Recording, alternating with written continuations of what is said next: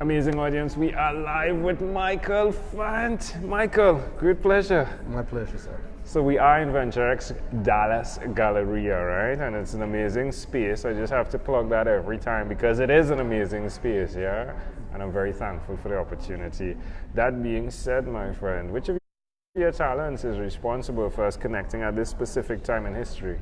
I was introduced to you about the work that I do with the African Chamber of Commerce for bringing business people and government officials together.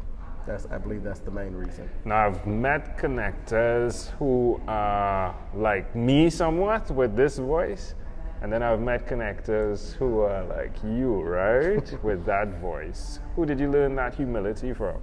No, I mean, as I always tell people, I'm not the person that has the talent or the money or anything like that. I've just had the fortunate opportunity to meet those who do have the money, the talent, or the connections in the government area. So I do my small part. That's amazing. So who did you learn the humility part from? That must have come from somewhere. Tell me more, please. Oh no, I would say if you would say humble, yeah. The humility is just because I know that mine is only a small part in it. I can't write you the check. I can't give you the access, to the government officials directly myself. I always need someone else unless I've previously met that person. So, is there someone in your family that had a similar type humility? Oh, well, my mom is humble. My dad is humble. It's just like say we do what we can. Yeah. We try to advance. Help other people to, help themselves. So. Has that been beneficial? Yeah, I mean, it's beneficial. I've had the opportunities to travel, to go places. I've had the opportunities to meet lots of great people. Where have you gone to? Tell me. I've been to Congo, Democratic Republic of Congo, as a guest of the government. I've been to Ghana as a guest of the government. I've lived in Germany. I've traveled to Spain. So wow. We've, been other places. So it's been an adventure. Fun fact. In Trinidad, we can purchase land in Ghana. We're that connected. Okay, so yeah. I definitely know some people that would definitely like to talk to you there. Yeah, it's amazing, right? Oh, yes, sir. Well, I look forward to that. So why will you continue to be that guy that functions in this level of humility? Oh, I mean, I always find great deal of satisfaction in helping other people. So I'm trying to work through the chamber to bring people who want to invest in the African countries so that Africa has more resources than anybody else. But a lot of the times they don't have the infrastructure in place. And if they can have the infrastructure in place, their future is limitless. So the people that we have the opportunity to connect people with, the ones in the government or the ones in the private sector who have either the land, the resources, the access, and we have people here who may have the capital, the knowledge, the technology, then that's it's an exciting time, isn't it? And I always tell people, people in Africa have money. Yeah. So that was one of the things we try to tell people about is why don't they sometimes connect with their own people and have them to do the investment, because sometimes they don't get the opportunity. We've had people that have government groups who've come, they've made offers to people here in the U.S. and we're like, did you first make that offer to the people in your own country? Wow. For investment. But sometimes they do, sometimes they don't. Yeah, well, I'm glad that you're connecting that. Well done, well done. Where can people connect with you? We're at the African Chamber of Commerce, dfw.com.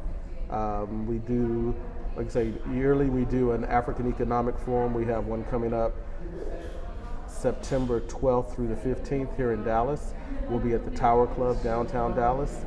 So on the 13th and the 14th, there will be business forums. We will have people coming in from Togo. We'll have people coming in from France, from the Democratic Republic of Congo, and also from Kenya and Nigeria. Wow. We're looking forward to having the ambassador from the Democratic Republic of Congo. We've already gotten confirmation that the Minister of Energy from DRC, along with the Minister of Agriculture and the Minister of the Diaspora for Congo will also be in attendance. That's amazing. Well done. Whoop, whoop. It looks to be a good event. Yeah, sounds good. So what is one other thing you've done consistently over the last 3 years? Over the last 3 years, I've worked with a couple of clients to try and help them to establish their businesses.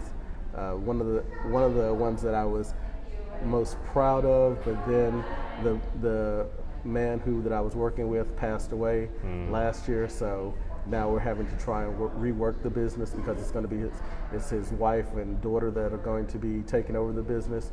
Was to make, as you say, make the introduction.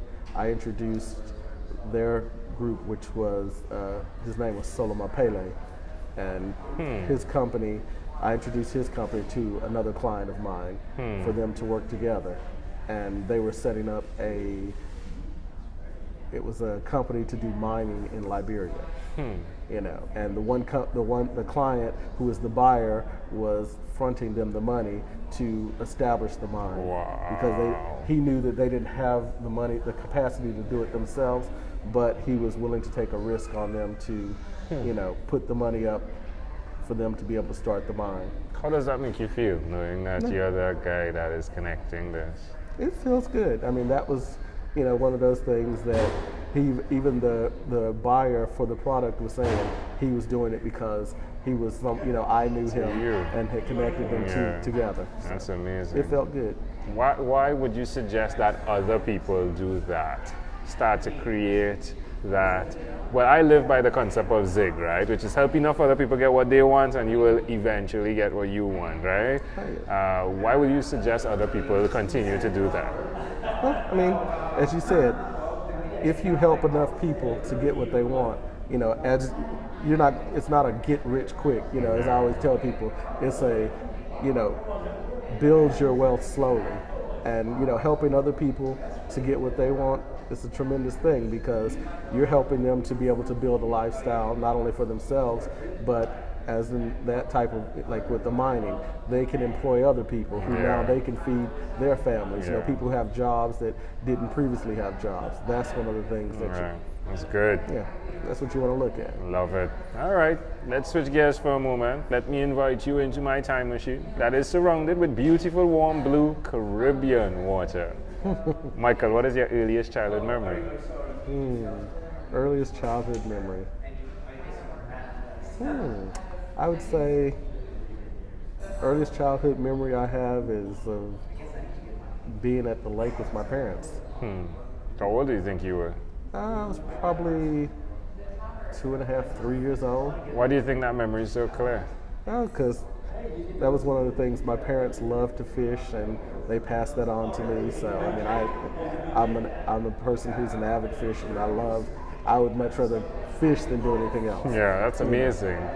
How do you see that memory connecting to who you are today? I guess it helps me. I guess, you know, as you say, fishing is one of those things where you're not always successful, but it's something that you enjoy doing. That's amazing, Can I offer an interpretation to the thought picture you created in my mind? Yes. Yeah, it was along the same line, but the concept of what you are doing by connecting people is not just giving them a fish, but that you would choose to teach them how to fish so that they can then build sustenance for themselves and as well for others. I like that. That was powerful. Your parents teaching you that. If we fast forward to when you were 12 years old, what's your favorite song? Favorite song at 12? Oh, gee, at 12? I don't know. It was probably, that would have been the 80s. Something with Michael Jackson. All right. What song from Michael Jackson? I don't know. I mean, I loved all the Michael Jackson songs. Right. So I was trying to remember which one was out in that time frame, but you know, I was the.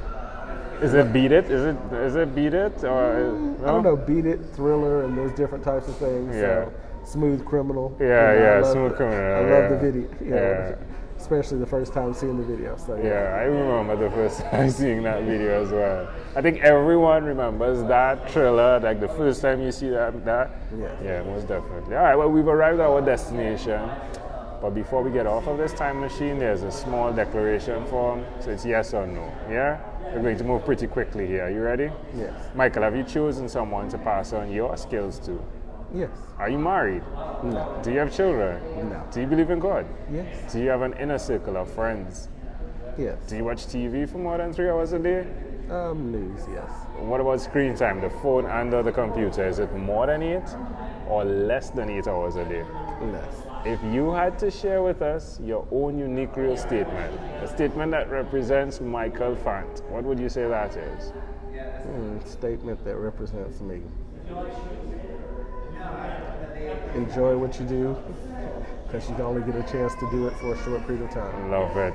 Michael, this was a great pleasure. Before you leave, is there anything else you'd like to share with our amazing audience? No, I mean, like I say, if you have the opportunity to bless someone else, do it.